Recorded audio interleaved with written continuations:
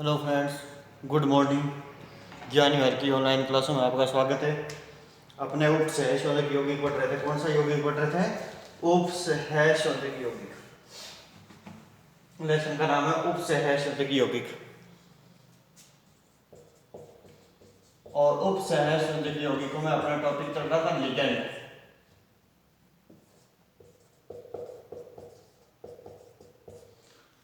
और टॉपिक क्या चल रहा था? लिगेंड। और लिगेंड का हमने वर्गीकरण पढ़ लिया था। लिगेंड का क्या कर रहे थे? वर्गीकरण। और वर्गीकरण किसके आधार पर? दाता परमाणु संख्या के आधार पर। भाई एक लिगेंड में दाता परमाणु कितने हैं, दाता उपसहस्रोधिक बंध कितने बनाता है एक लिगेंड। अपने एक इसको वर्गीकरण के आधार पर पढ़ा। यदि एक तो एक दंतुक, द्विदंतुक, त्रिदंतुक, पंचदंतुक, पंचदंतुक तक बात अपनी कंप्लीट हो गई थी कल। पंचदंतुक लिगेंड। और पंचदंतुक लिगेंड देखो, आपने ऐसे लिखा होगा पंचदंतुक लिगेंड यानी EDTA। क्या लिखा? EDTA। EDTA किसका एग्जांपल था? पंचदंतुक लिगेंड का एग्जांपल था। आज क्या था? -3। आज पढ़ते हैं षटदंतुक लिगेंड। इस प्रकार का लिगेंड जिसमें दाता परमाणु की संख्या कितनी होती है? 6 होती है। जो कितने बंध बना सकता है? उपसहस्रोधिक बंध 6 बना सकता है। उससे क्या कहेंगे? षटदंतुक लिगेंड। एग्जांपल देखो, जैसे कि एथिलीन, डाइअमीन। और ये जो एसिड ग्रुप लगते हैं ये कितने लग जाएंगे? अब 4 हो जाएंगे।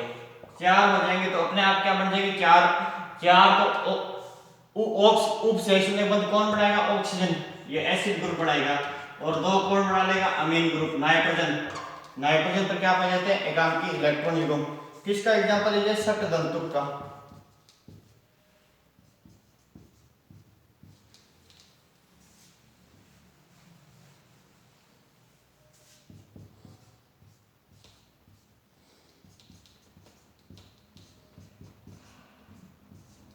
ये क्या हुआ? षटदंतुक लिगेंड। कैसे हुआ षटदंतुक लिगेंड? तो इसमें कितने उपसहस्रोधिक बंध बनाने की क्षमता है? 6 है। इसमें दाता परमाणु कितने? 6 है, इसलिए यह हुआ षटदंतुक लिगेंड। कौन कौन से? 1, 2, 3, 4, 5 और 6, इसलिए इसे षटदंतुक लिगेंड कहते हैं। और देखो इसको शॉर्ट रूप में कैसे लिखते हैं? EDTA। इसको भी EDTA बोलते हैं। देखो एथिलीन डाइअमीन वो तो ट्राई एसिड था, ये टेट्रा एसिड होगा। तो टेट्रा एसिड होगा, उस पर -3 आ रहा था, इस पर क्या आएगा? -4 आएगा। इस पर क्या आएगा? -4। कैसे -4 कैसे आएगा? 1 2 3 4 यानी 4 कौन है? ऋणात्मक आवेश है। और 4 तो ऑक्सीजन परमाणु और 2 क्या होंगे? नाइट्रोजन परमाणु। कुल कितने परमाणु हुए? दाता परमाणु 6 हुए, इसलिए इसे षटदंतुक लिगेंड कहते हैं। ये तो था लिगेंड का वर्गीकरण दाता परमाणु के आधार पर। और नेक्स्ट है वर्गीकरण, सेकंड वर्गीकरण किसका? लिगेंड का आवेश के आधार पर।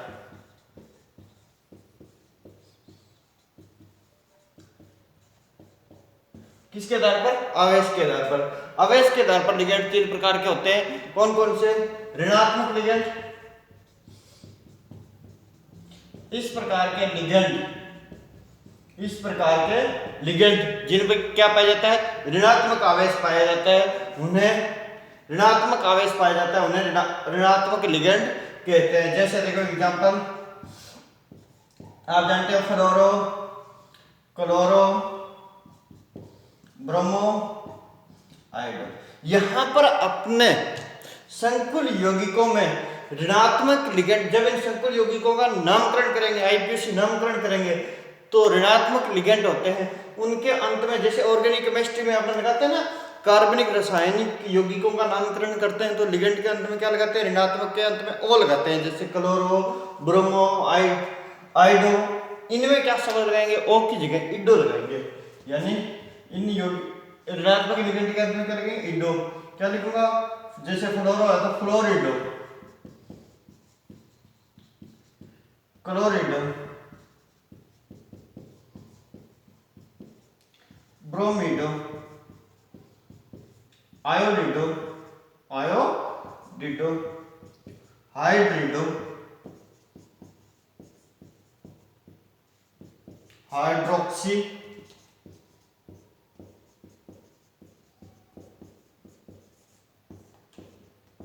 हाइड्रोक्सी क्या है ये? ऋणात्मक लिगेंड। अब देखो साइनो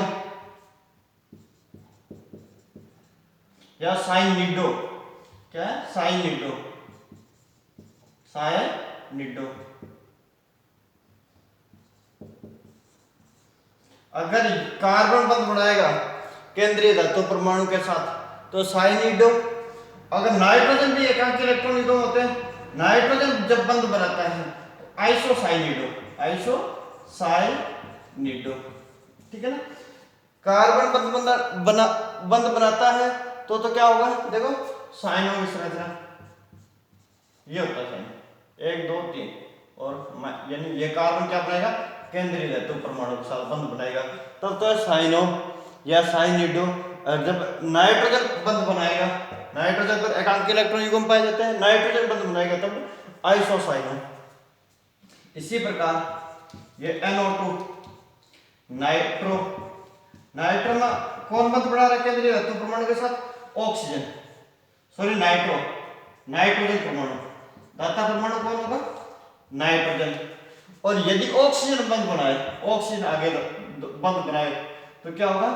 नाइट्रेटो, नाइट्राइटो, नाइट्राइटो, ठीक है।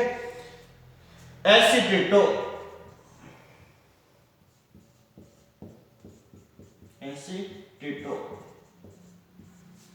एसिटेटो। ऑक्सोलेटो, कौन है? ऑक्सोलेटो। ये सभी क्या है? ऋणात्मक लिगेंड।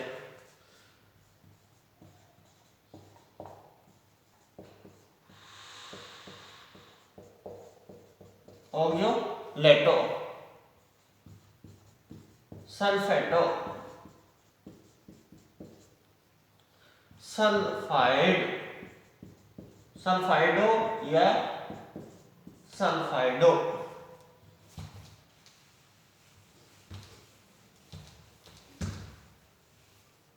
सल्फाइडो। नेक्स्ट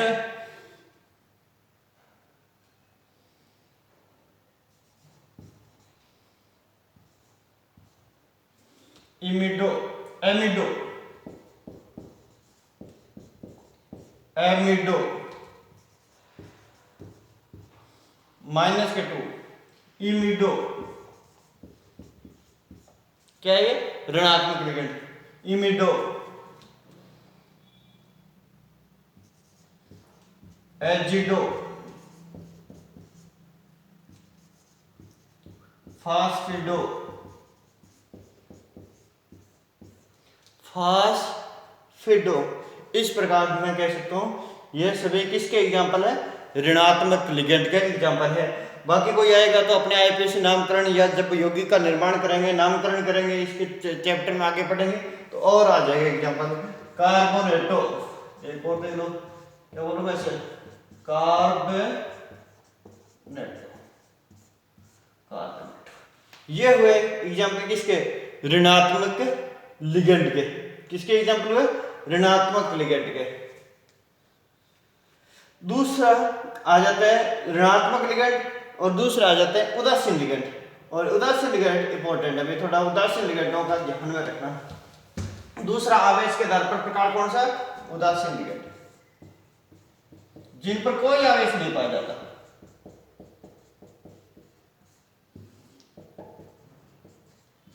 उदासीन लिगेंड। अमीन, अमोनिया नहीं बोलेंगे इसमें, अमीन। H2O को क्या बोलेंगे? एक्वा। क्या बोलेंगे? एक्वा।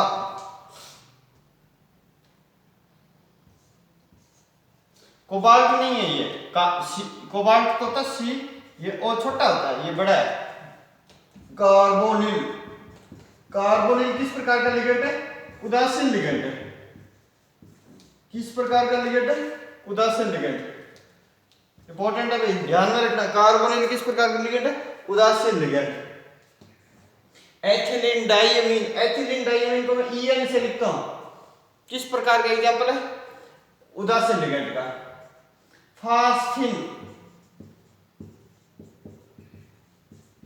फास्फिन किस प्रकार का लिगेंड है? अमोनिया के। ये नाइट्रोजन परिवार का सदस्य, नाइट्रोजन फास्फोरस, ये word phosphine. Benzene, pyridine,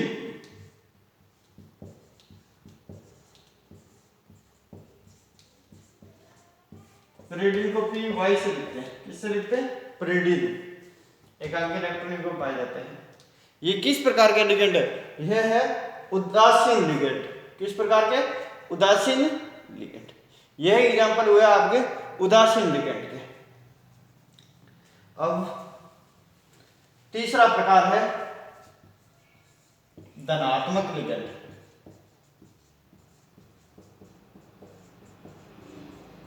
sorry, हाँ, उदासीन ऋणात्मक लिगेंड हो गए, उदासीन लिगेंड हो गए। नेक्स्ट है धनात्मक लिगेंड। कौन सा लिगेंड? धनात्मक लिगेंड। वे लिगेंड जिन पर क्या पाया जाता है? धनात्मक आवेश पाया जाता है। NH4 अमोनियम,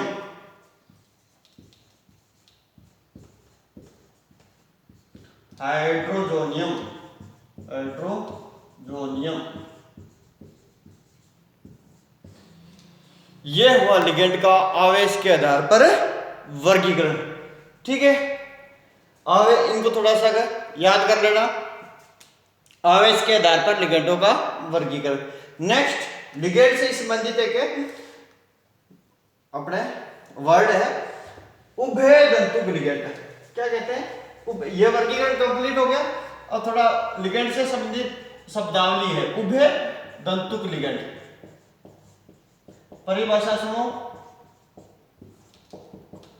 उभय दंतु लिगेंड किसे कहते हैं? इस प्रकार के लिगेंड जिसमें दाता परमाणुओं की संख्या क्या होती है?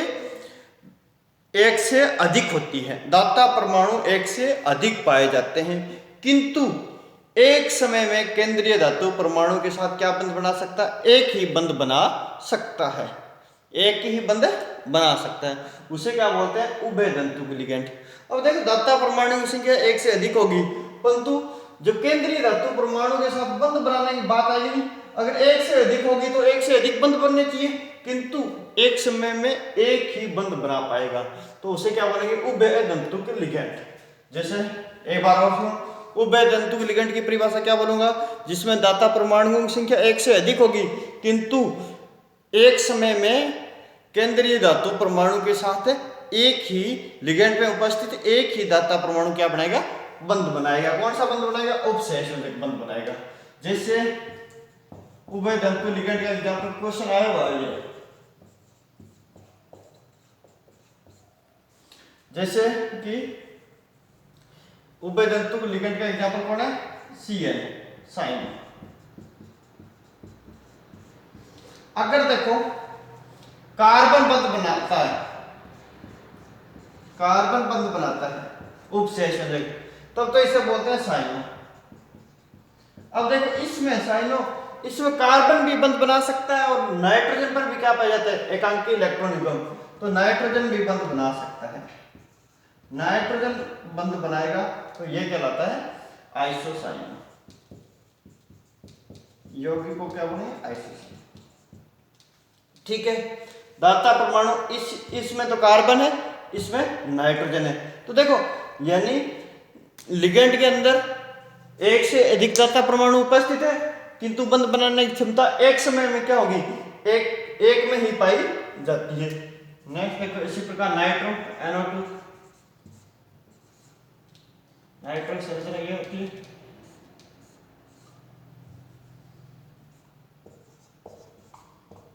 देखो ना, नाइट्रो, NO2। अब यदि नाइट्रोजन बंध बनाता है केंद्रीय धातु परमाणु के साथ, नाइट्रो बोलते हैं या नाइट्रेटो, क्या बोलते हैं, नाइट्रेटो। यदि ऑक्सीजन बंध बनाता है तो नाइट्राइटो, नाइट्राइटो। इसमें दाता परमाणु कौन है, N, और इसमें दाता परमाणु कौन है, ऑक्सीजन। ये हुए लिगेंड। ये किसका वर्गीकरण हुआ, लिगेंड का वर्गीकरण हुआ। किसका वर्गीकरण हुआ, लिगेंड का वर्गीकरण कंप्लीट हुआ। ध्यान लगा के पढ़ना, बाकी अपने कल नेक्स्ट क्लास में मुलाकात करेंगे। लिगेंड हुए पूर्ण, क्या हुए, लिगेंड पूर्ण, और नेक्स्ट क्लास में अपने मुलाकात करेंगे।